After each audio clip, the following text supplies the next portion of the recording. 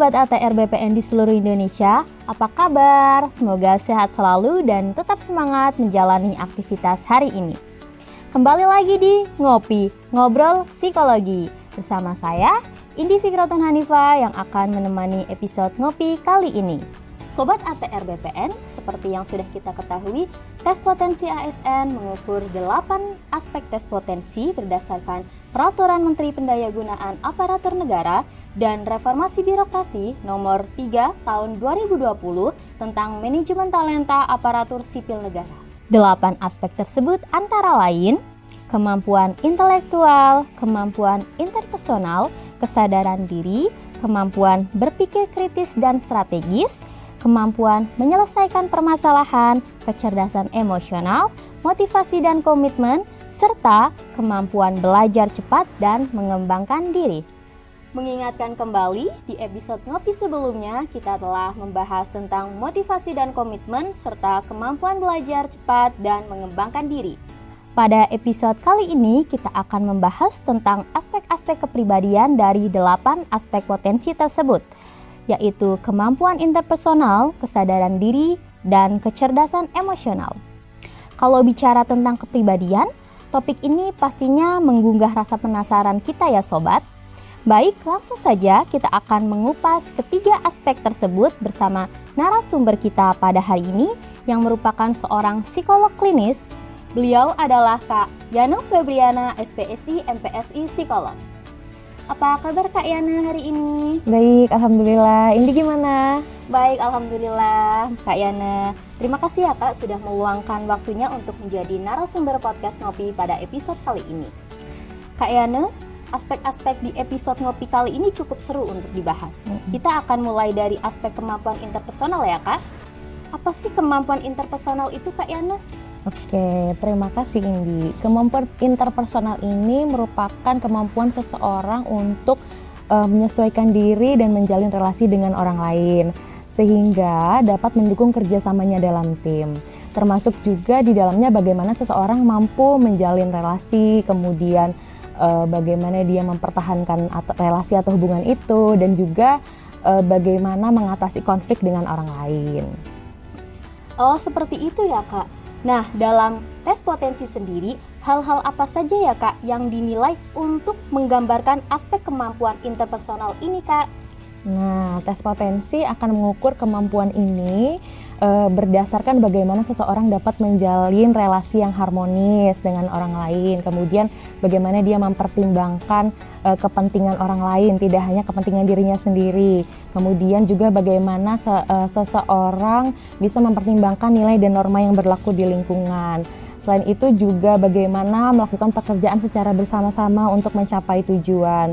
Nah, selain itu kemampuan interpersonal juga berkaitan dengan kemampuan komunikasi yang efektif. Sehingga kemampuan interpersonal ini sebetulnya sudah dimiliki oleh setiap orang ya, akan tetapi tentunya kapasitas setiap orang akan berbeda-beda. Oh, jadi seperti itu Sobat ATR BPN. Nah, lalu dalam kehidupan sehari-hari Kak Yana, seberapa penting kemampuan interpersonal ini Kak?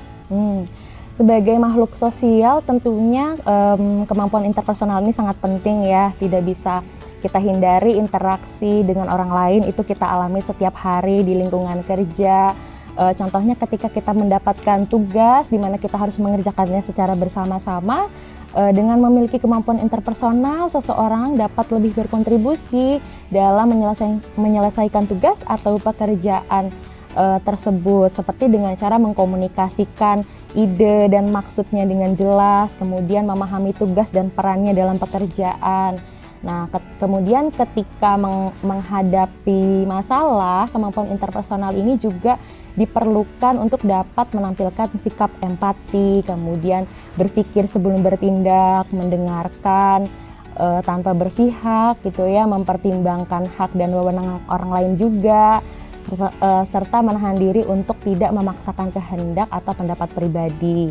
Dengan demikian akan lebih mudah dalam melakukan negosiasi dengan orang lain ketika menyelesaikan suatu konflik. Wah, seperti itu ya Kak. Jadi kalau saya simpulkan, kemampuan interpersonal ini lebih kepada kemampuan berinteraksi dan membangun relasi dalam lingkungan kerja. Betul seperti itu Kak Yana? Betul.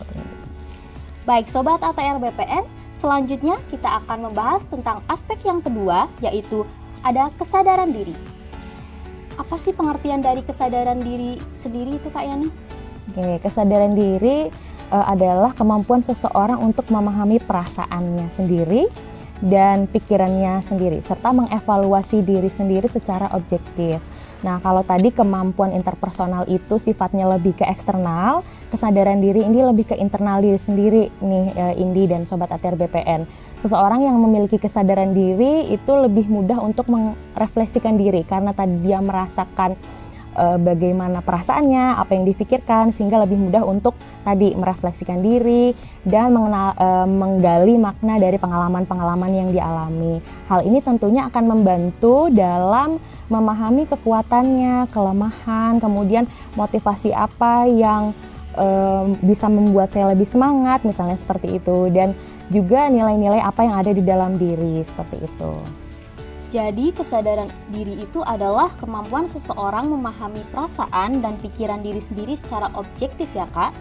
Lalu seberapa penting Kak kesadaran diri ini Kak? Sangat penting karena kesadaran diri ini bukan hanya mengenali apa yang sedang dirasakan saja ya, tapi juga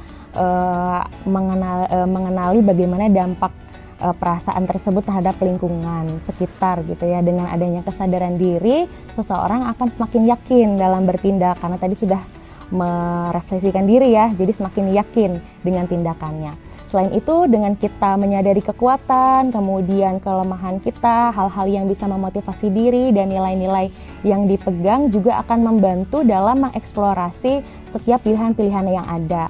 Misalnya seperti ini, kalau kita sudah mengenali apa kekuatan kita gitu ya, kita bisa lebih memfokuskan perilaku-perilaku kita atau pilihan-pilihan kita yang sesuai dengan kekuatan kita dibandingkan kita fokus pada kelemahan gitu ya, sehingga kita jadi nggak ngapa-ngapain, jadi stuck gitu dengan aktivitas yang itu-itu saja. Nah, di situ pentingnya.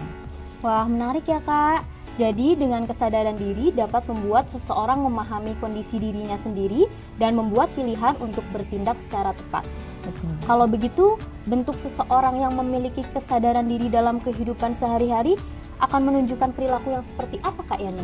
Oke, kesadaran diri ini ditunjukkan dalam beberapa perilaku ya, ini dan Sobat ATR BPN, diantaranya berpikir dengan jernih, kemudian mengungkapkan pemikiran dengan baik, kemudian terbuka dengan kritik dan saran dari orang lain. Itu juga merupakan contoh-contoh perilaku yang mencerminkan kesadaran diri. Kemudian mengambil keputusan dengan mempertimbangkan berbagai aspek, nah itu juga termasuk di dalamnya.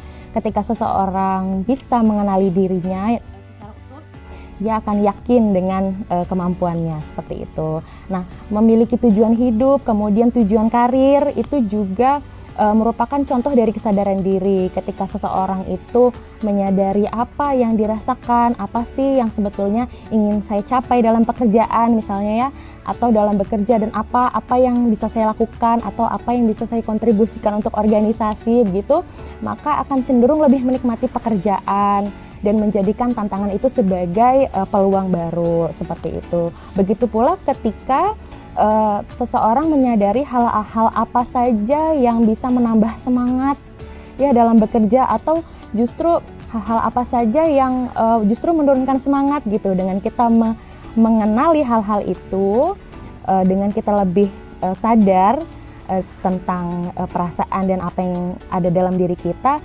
tentunya akan lebih fokus pada hal-hal yang dapat meningkatkan kinerja gitu.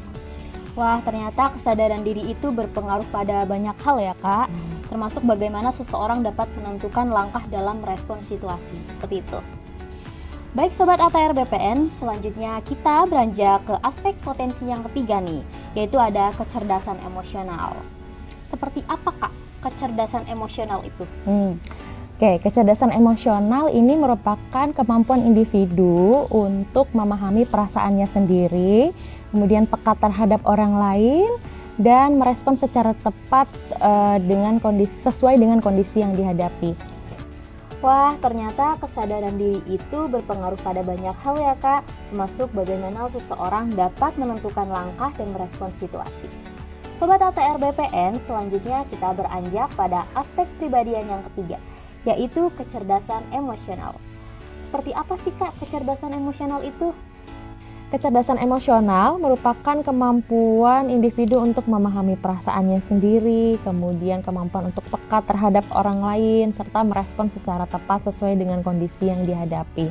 Seperti yang tadi saya sampaikan, bahwa kecerdasan emosional itu meliputi kemampuan mengenali atau memahami perasaan diri sendiri ya, Indi dan Sobat ATR BPN, di mana hal ini merupakan bentuk kesadaran diri. Jadi sebetulnya kesadaran diri itu menjadi bagian dari kecerdasan emosional. Akan tetapi pada kecerdasan emosional tidak hanya kesadaran diri saja yang penting, tetapi juga kepekaan terhadap emosi orang lain serta kemampuan merespons orang lain. Nah, seseorang yang memiliki kecerdasan emosional itu dapat menunjukkan empati, kemudian peka terhadap lingkungan sekitar sehingga dapat bertindak sesuai dengan kondisi yang dihadapi. Wah, menarik sekali ya Kak tentang kecerdasan emosional ini. Jadi, kecerdasan emosional adalah kemampuan seseorang untuk dapat memahami perasaannya sendiri dan juga peka terhadap orang lain. Jadi, seberapa diperlukannya kecerdasan emosional ini dalam berinteraksi di lingkungan kerja Kak Yani? Nah, dalam lingkungan kerja, seseorang perlu memahami, menafsirkan, dan merespon emosi orang lain. Misalnya ketika seseorang tidak bisa menyadari atau tidak memahami ketika rekan kerjanya sedang merasa sedih atau marah. Kemudian respon yang ditunjukkan tidak sesuai dengan kondisi tersebut. Misalnya rekan kerjanya sedang marah, kemudian direspon dengan marah juga. Jadi sama-sama marah nih, sama-sama panas. Nah, maka akan menimbulkan konflik yang dapat menghambat penyelesaian pekerjaan. Sebaliknya, seseorang yang memiliki kecerdasan emosional mampu memahami apa yang dirasakan orang lain dan memberikan respon yang tepat. Misalnya memberikan waktu kepada rekan kerjanya untuk menenangkan diri terlebih dahulu, baru kemudian berkomunikasi kembali untuk menyelesaikan tugas, misalnya seperti itu, sehingga tidak mengganggu penyelesaian pekerjaan.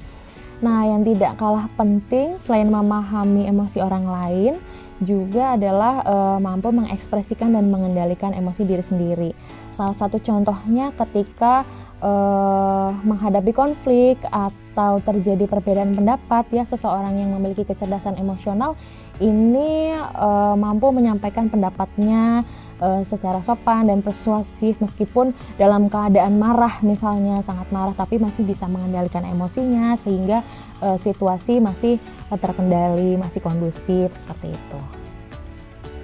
Jadi seseorang yang cerdas secara emosional itu tindakannya akan terarah ya Kak, dengan mempertimbangkan kondisi diri sendiri dan juga orang lain ataupun lingkungannya. Betul, secara umum seseorang yang memiliki kecerdasan emosional ini cenderung lebih tenang dan rasional ya dalam bertindak, baik dalam menyelesaikan suatu permasalahan, menghadapi tekanan, atau bahkan ketika menghadapi perubahan-perubahan atau hal yang baru, seperti itu.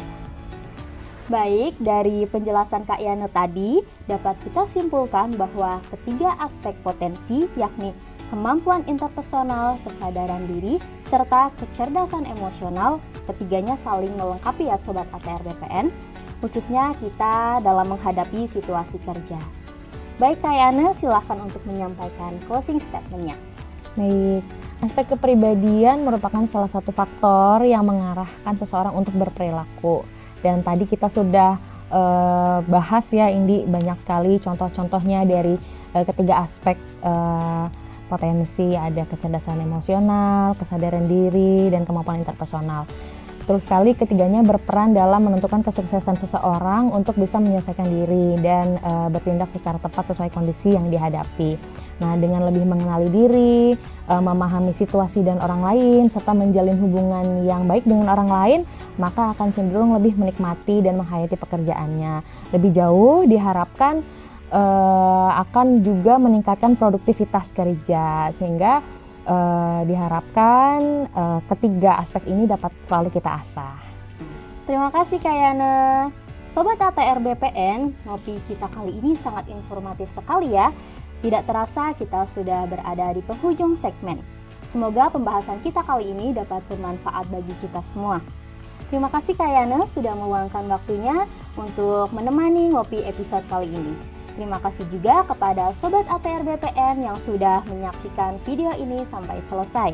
Jangan lupa untuk like video ini dan subscribe YouTube PPSDM ATR BPN. Sampai jumpa di episode ngopi berikutnya.